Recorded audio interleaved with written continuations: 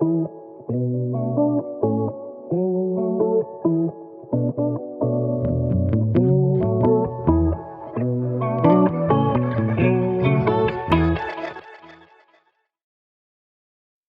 here at the AES show on the iZotope booth with Rich, who's going to show us some new tools that have been added to Ozone 9, which is that out now or is it imminent? Yeah, it's out now. Yeah, we launched a couple of weeks ago now, so it's available, ready for people to download and buy. Okay, well, tempt us then. Okay, sure, will do.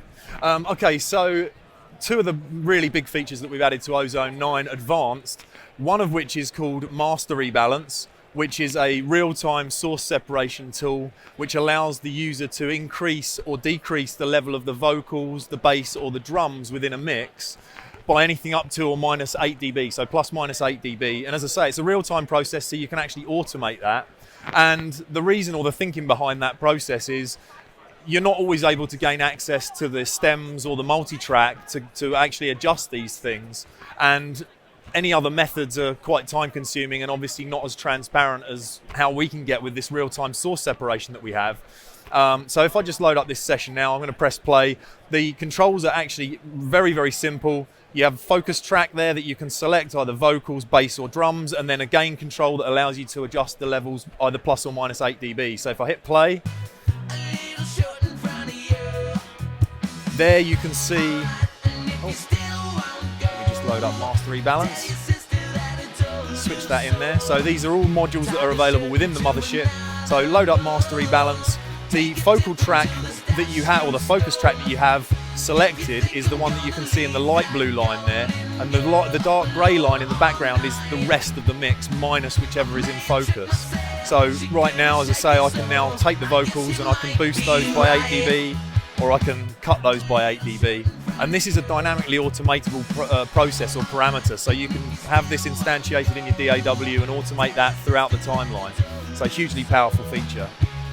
The next thing I want to take a look at is the low-end focus module.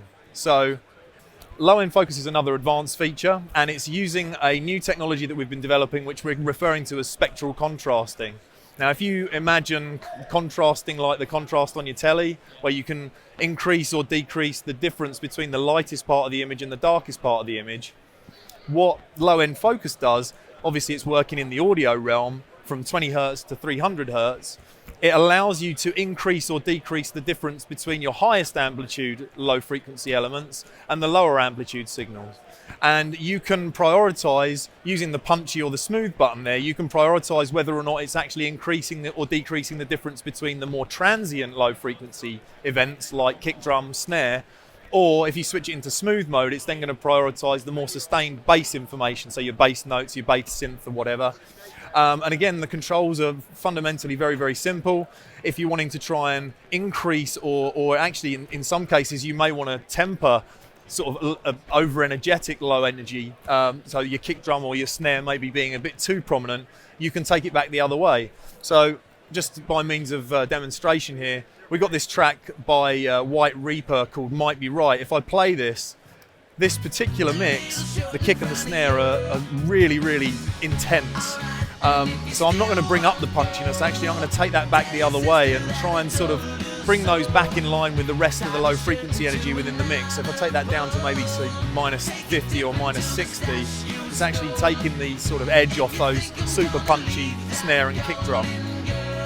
Equally, if I switch over to this other track that I have here in my session, Small Victory by Transviolet, I'm going to switch into smooth mode and use the controls there to actually enhance the sustained bass information.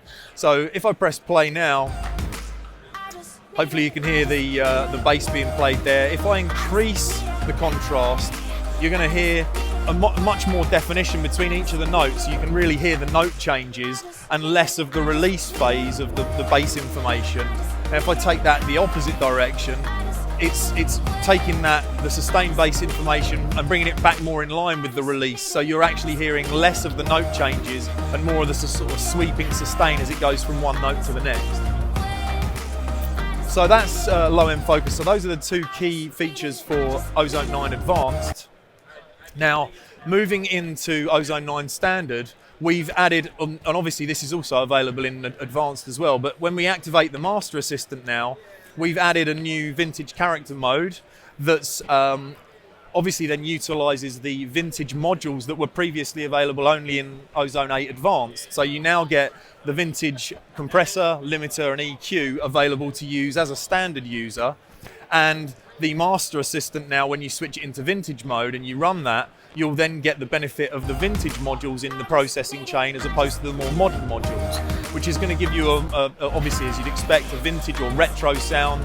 It's utilising these emulated modules that are using things like the Pultec EQP1A and MEQ5 emulations in the EQ and giving it a bit more warmth and a bit more body to the low end. And obviously some of those modules are also going to incorporate some additional harmonic information that's being brought in by the vintage modules. So if I click accept now, within the module chain you can see there, as opposed to the newer modules, the digital or the analog EQs, we're now using things like the vintage EQ, the vintage compressor and the vintage limiter.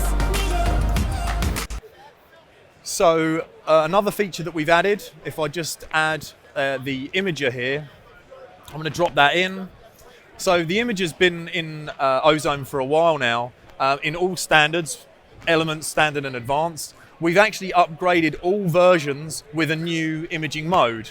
Now, as opposed to using the Hass effect, this is actually using something called Velvet Noise Decorrelation, which sounds kind of a bit wacky, but it's out there, it's available, and there's a lot of information on the internet. But essentially what it will do is, on the one hand, it's going to add a slightly different sort of tonal characteristic to the audio, but the main benefit of this new processing is that you can now push the stereo widening to a much greater extent without introducing any comb filtering or phase cancellation. Now I can press play on a session here now. I'm just going to hit play, and the thing to keep an eye on here is the correlation meter over on the right hand side. So as I increase that in mode 1, we'll start to see the correlation meter there dip down quite aggressively from 0 to -1, which is never a good thing, certainly to the extent that this is doing it now. If I switch into mode 2, you'll see that although I've got a super aggressive width setting there, very high width setting, we're still floating predominantly between 0 and +1, which means that despite the fact that we've gone for a super wide sound, we're not going to introduce any of those comb filtering or phase cancelling, certainly when we're folding it down into mono. And then the last thing that I want to discuss or show you guys here is an enhancement to the way that we use the reference tracks, and in specific connection to the match EQ. So in previous versions, in order to create a snapshot for the match EQ, you'd have to have the audio within your session to capture the noise, or to capture the profile. Whereas now we can actually capture the profile of the reference track just simply by switching the reference track on, hitting play. We can capture from that. Then when we want to capture the track that we're actually working on, we just simply turn the reference track off, and we can then capture the audio from the reference track. Once that's done, we've then now created the capture curve for the match EQ, and that's all done from within the mothership, from within the plugin itself, as opposed to having to have that as a separate channel. So those look like very worthwhile additions to that. What's the upgrade path? So there's actually, so right now we're actually running promos all the way up to the 31st of October on any Ozone 9 related SKU. And there's paths for people to upgrade from Elements to Standard, Standard to Advanced. People who've got previous versions can also upgrade to the latest versions at discounted rates. Best bet really is to just check on the website, and you'll find all the pricing specific to your SKUs and the products you already have there. Thanks, Rich. You're welcome.